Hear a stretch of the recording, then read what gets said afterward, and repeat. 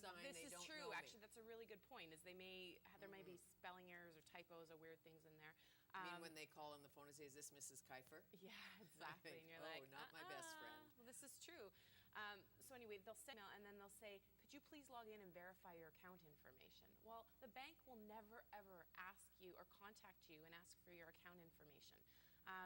They can also, it's not always a bank. It could be a Twitter had, or someone mocked a whole Twitter saying, hey, you have a notice from this friend who wants you to download this link. So it was like me going, hey, Lindsay wants you to check this out. And then when you clicked on it, it actually took you to the Twitter page and it wanted you to log in. Well, what they were doing was they were trying to get people's Twitter usernames and logins so that they could hack accounts and impersonate people.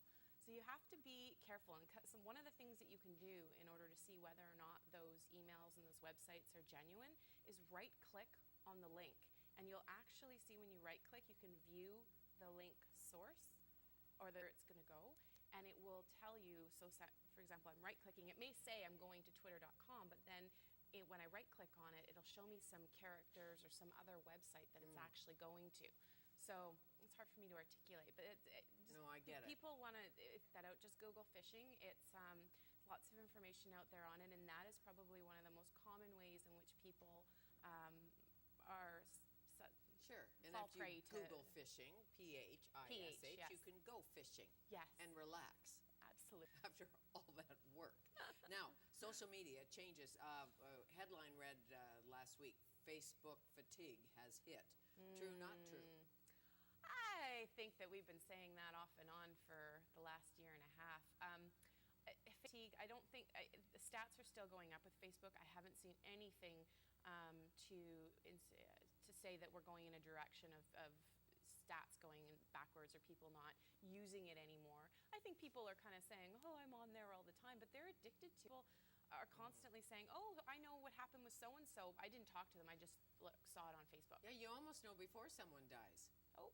You know? I mean, it's quite amazing, isn't it? It's certainly before the newspaper arrives. Yeah.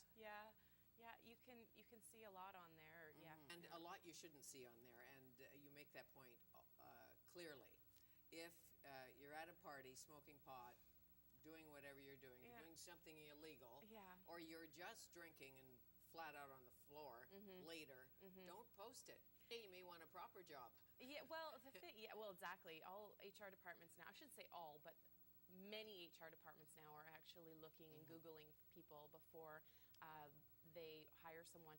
What's interesting, though, is that people that are applying for jobs are Googling their potential employer or boss as well. So you got to look at it from the other side, because if you want to, it's a really strong candidate and someone who takes their job and their career very seriously, you want to attract those people. And if you're the one in the senior position, make sure that you're not caught that way either. No, that's true.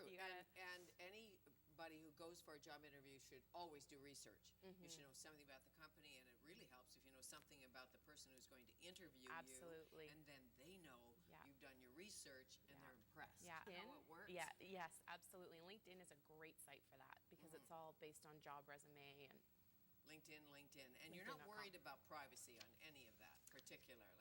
Well, I mean, you are in the sense that there's this whole, I think there was an article just recently about, the fact is you can delete a picture on Facebook, but Facebook in the terms and conditions actually still owns that picture, and it may reside on another server somewhere else. And if someone has the direct link to that picture, they can still access it. So even if you think you've deleted it, it may still exist in cyber world, so you do have to be careful of that. And always ask the question, who owns what? If I send an email from work anyone with something salacious in it, who owns that? Usually the work company. does. The company does. On the company computer. Absolutely. I can't tell you how many people I've seen fired because they didn't. They were using their work email for personal, and it was obvious that they were spending personal time at work. Actually, there was just recently a government study someone came in and saw that people in the government were using 20% of their time for online research, but it was controversial whether it was personal or for the actual government. So, well, now that you can do Rubik's Cube online, you know. Every game. Every game. Oh, nice to see you. Thank you. Thank you. Lindsay Smith, Wired Woman, Massive Media, Inc. Right? It is. Coming up, hot summer books to go along with hot, hot summer. a new novel. You're into about Dead Until Dark. Stay with us for a literary chat with bookseller